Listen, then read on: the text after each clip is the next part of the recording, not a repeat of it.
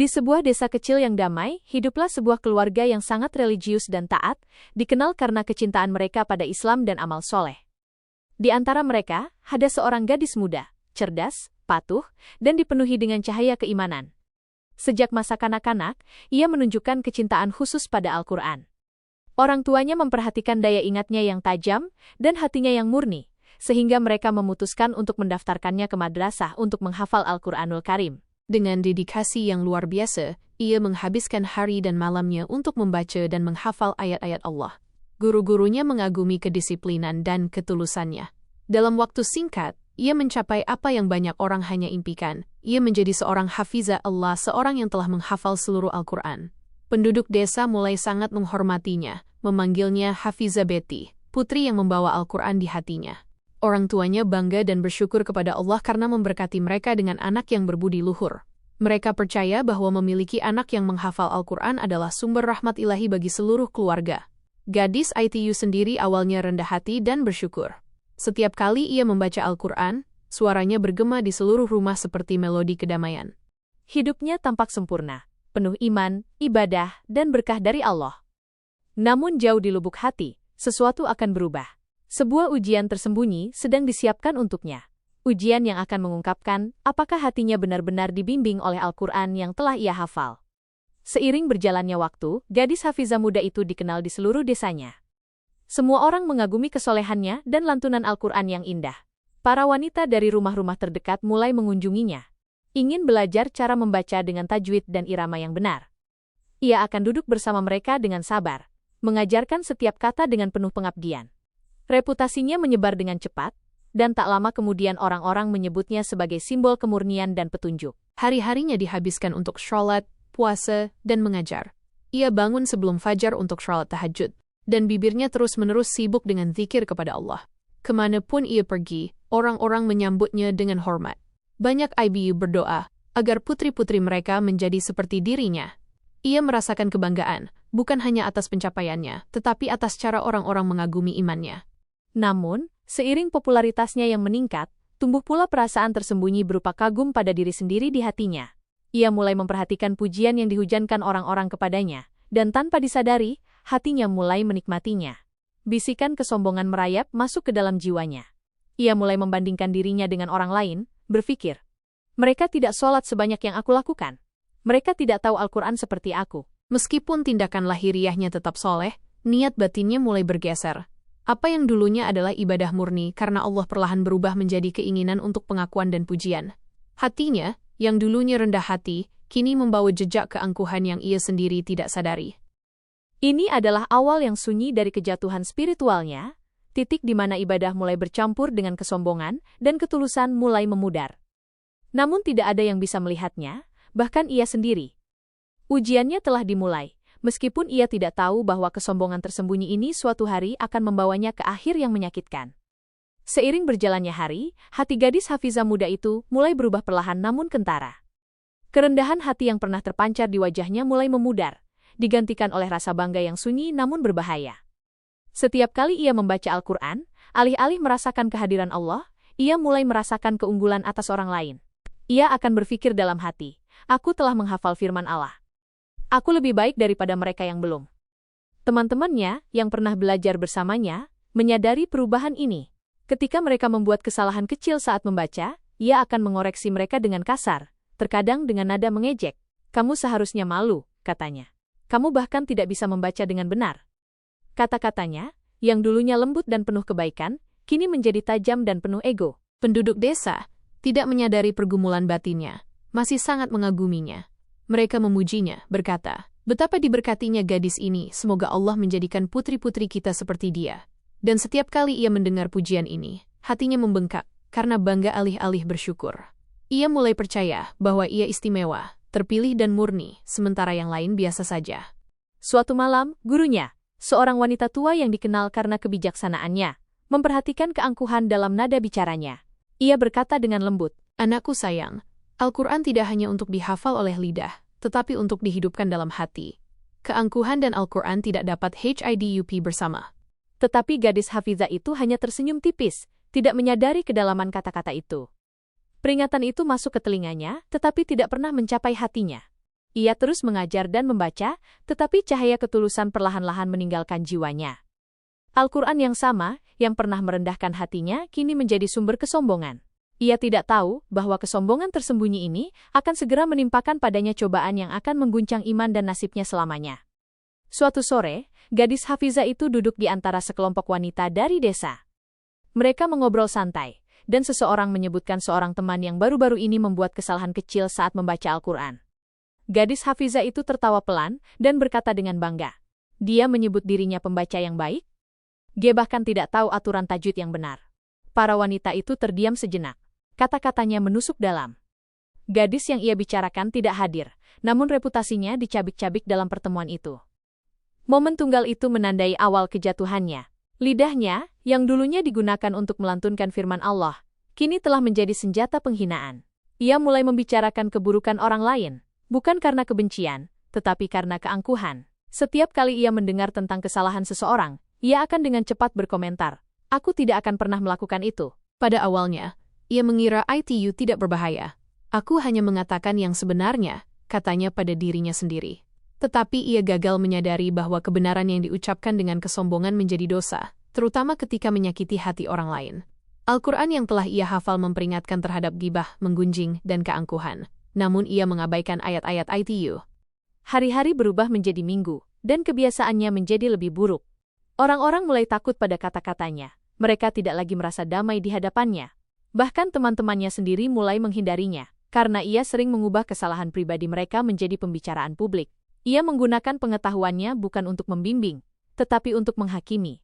Suatu malam, ibunya mendengar ia membicarakan keburukan seseorang dan berkata dengan lembut, "Anakku, waspadalah terhadap lidahmu. Lidah yang sama yang membaca Al-Quran juga dapat menghancurkan akhiratmu." Tetapi gadis Hafizah itu tidak menganggapnya serius. Ia berpikir bahwa ibadah dan hafalannya akan melindunginya dari murka Allah. Ia tidak menyadari bahwa bahaya terbesar datang bukan dari ketidaktahuan, tetapi dari kesombongan yang tersembunyi di balik pengetahuan. Lidahnya terus berbuat dosa, dan hatinya semakin gelap dengan setiap kata yang tidak hati-hati. Ia tidak bisa membayangkan bahwa dosa kecil ini, beberapa kata yang diucapkan dengan keangkuhan, akan segera menimpakan padanya hukuman yang begitu parah, sehingga akan mengguncang bumi di bawahnya. Tidak lama setelah hari-hari kesombongan dan ucapan ceroboh itu, hidup gadis Hafizah itu mulai berubah dengan cara yang tidak bisa ia mengerti. Ia mulai merasa lemah dan gelisah. Awalnya, itu hanya demam kecil, tetapi segera tubuhnya mulai terasa sakit di mana-mana. Wajahnya yang dulunya berseri-seri menjadi pucat, dan kilau di matanya menghilang. Orang tuanya membawanya ke dokter dan tabib, tetapi tidak ada obat yang membawa kelegaan. Penyakitnya hanya memburuk seiring waktu. Suatu malam, ibunya memperhatikannya gelisah di tempat tidur, berbisik kesakitan. "Lidahku, rasanya terbakar." Ia bergegas ke sisi putrinya dan memberinya air, tetapi Hafizah itu menangis. "Tidak membantu, Ami. Lidahku terasa seperti api." Air mata mengalir di wajahnya saat ia mencoba mendinginkan bibirnya dengan tangan yang gemetar. Ibunya, ketakutan, mulai membaca ayat-ayat dari Al-Quran, memohon kepada Allah untuk mengampuni anaknya. Hari-hari berlalu, dan kondisinya menjadi tak tertahankan. Ia tidak bisa lagi membaca Al-Quran dengan benar.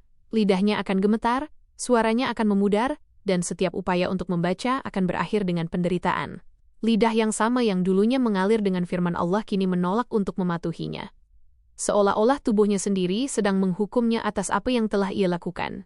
Orang-orang dari desa datang mengunjunginya, terkejut melihat betapa cepatnya ia layu. Beberapa berbisik, "Dia begitu saleh, mengapa dia menderita seperti ini?" Hanya Allah yang tahu rahasianya, dosa lidahnya. Setiap kata kasar, setiap penghinaan, setiap momen kesombongan kini kembali kepadanya sebagai rasa sakit. Di tengah malam yang panjang dan sunyi, ia mulai menangis tak terkendali. "Ami," teriaknya, "aku berbicara buruk tentang orang lain. Aku menyakiti orang dengan kata-kataku. Tolong beritahu mereka aku minta maaf. Tolong minta Allah untuk mengampuniku." Ibunya memeluknya dan berbisik, "Anakku, bertobatlah dengan tulus. Rahmat Allah lebih besar daripada murkanya." Namun jauh di lubuk hati, gadis itu merasa bahwa waktunya sudah dekat. Ia tidak bisa lagi makan atau berbicara. Bibirnya kering, dan napasnya semakin melemah. Api yang pernah ia nyalakan dengan lidahnya kini membakarnya dari dalam. Penyakitnya bukan hanya ujian fisik, itu adalah cerminan dari perbuatannya, pengingat bahwa setiap kata yang diucapkan memiliki konsekuensi, dan bahwa keadilan Allah mencapai bahkan di tempat yang tidak dapat dilihat orang lain. Seiring berjalannya hari, Kondisi gadis Hafizah itu semakin memburuk. Tubuhnya semakin lemah, dan napasnya menjadi dangkal. Gadis yang dulunya ceria dan bersemangat, yang telah memenuhi rumahnya dengan lantunan bacaan Al-Quran, kini terbaring diam, hampir tidak bisa bergerak. Orang tuanya, dengan hati yang berat karena ketakutan dan kesedihan, tetap di sisinya siang dan malam, berdoa dengan sungguh-sungguh memohon rahmat Allah. Pada malam terakhir hidupnya, ia membuka matanya dengan lemah dan berbisik, "Ammi, lidahku terbakar. Aku tidak bisa membaca. Aku tidak bisa berbicara dengan benar." Ibunya, air mata mengalir di wajahnya, memegang tangannya yang rapuh, dan berkata dengan lembut, "Anakku, mohon ampunan, dan berserulah kepada Allah dengan segenap hatimu." Gadis itu mencoba menggerakkan bibirnya untuk mengucapkan kata-kata pertobatan, tetapi kekuatannya meninggalkannya. Ia hanya bisa membisikkan frasa pendek, terbata-bata, dan terengah-engah. Al-Quran yang telah ia hafal dengan sempurna di masa kecilnya kini terasa jauh dan berat di lidahnya. Setiap upaya untuk mengucapkan ayat-ayatnya membawa rasa sakit, dan setiap suku kata tampaknya membebani jiwanya. Saat malam semakin larut, ia menyadari bahwa waktunya di dunia ini akan segera berakhir. Ketakutan yang mendalam memenuhi hatinya, bukan karena kematian itu sendiri, tetapi karena konsekuensi dari keangkuhan dan ucapan cerobohnya. Kesombongan yang ia bawa, kata-kata kasar yang ia ucapkan, dan cara ia menghakimi orang lain, semuanya kini tampak bangkit seperti bayangan di atas jiwanya. Akhirnya, saat cahaya fajar pertama menyentuh desa, ia menghembuskan napas terakhir. Tubuhnya terbaring diam, tetapi gema dari rasa sakitnya, baik fisik maupun spiritual, tetap menjadi peringatan bagi semua yang menyaksikannya. Lidah yang sama yang pernah membawa firman suci Allah, telah menjadi sumber penderitaan yang luar biasa, pengingat akan konsekuensi dosa bahkan pada mereka yang tampak paling soleh. Kematiannya mendadak, namun membawa pelajaran mendalam. Hafalan Al-Quran saja tidak melindungi seseorang dari keadilan Allah. Ketulusan, kerendahan hati, dan ucapan yang hati-hati sama pentingnya dengan pengetahuan dan ibadah. Setelah gadis Hafizah itu dimakamkan, desa kembali ke kehidupan sehari-hari, tidak menyadari peristiwa tak terlihat yang mulai terjadi. Malam itu, keheningan kuburan dipecahkan oleh gangguan yang aneh dan menyeramkan. Beberapa penduduk desa melaporkan mendengar tangisan dan bisikan samar, seolah-olah seseorang memanggil dalam penderitaan. Mereka yang paling dekat dengan keluarganya, merasakan kehadiran yang tidak menyenangkan di sekitar kuburannya, beban yang membuat udara terasa menyesakan. Dalam mimpi malam itu, salah satu tetua desa yang dikenal karena kesolehan dan pengetahuannya tentang yang gaib, melihat gadis itu di kuburannya. Ia diselimuti kegelapan dan api tampak mengelilingi lidahnya. Meskipun tubuhnya beristirahat, jiwanya mengalami penderitaan yang luar biasa. Tetua itu menyadari bahwa ini adalah konsekuensi dari kesombongannya dan kata-kata kasar yang ia ucapkan dalam hidup. Hafalannya atas Al-Quran tidak melindunginya dari hukuman yang timbul dari dosa lidahnya. Penglihatan itu membuat tetua itu gemetar. Ia memahami pelajaran penting, Al-Quran adalah sumber petunjuk dan rahmat, tetapi menghafalnya tanpa kerendahan hati, ketulusan, dan disiplin moral dapat menyebabkan konsekuensi yang mengerikan. Kata-kata, baik diucapkan dalam kemarahan atau keangkuhan, memiliki bobot, dan kata-kata itu kembali kepada pembicara dengan cara yang tidak terlihat. Tetua itu membagikan peringatan ini kepada penduduk desa, dengan mengatakan, "Ingatlah bangsaku, lidah yang berbicara dengan keangkuhan dan gibah mungkin membaca Al-Quran dengan sempurna, namun juga dapat mendatangkan pada pemiliknya siksa kubur. Hafalan sejati tidak hanya di bibir tetapi di hati dan perbuatan." Sejak malam ITU, kisah gadis Hafizah ITU menjadi kisah peringatan. Orang tua menggunakannya untuk mengajarkan anak-anak mereka pentingnya mengendalikan lidah, tetap rendah hati, dan menyelaraskan tindakan mereka dengan pengetahuan mereka.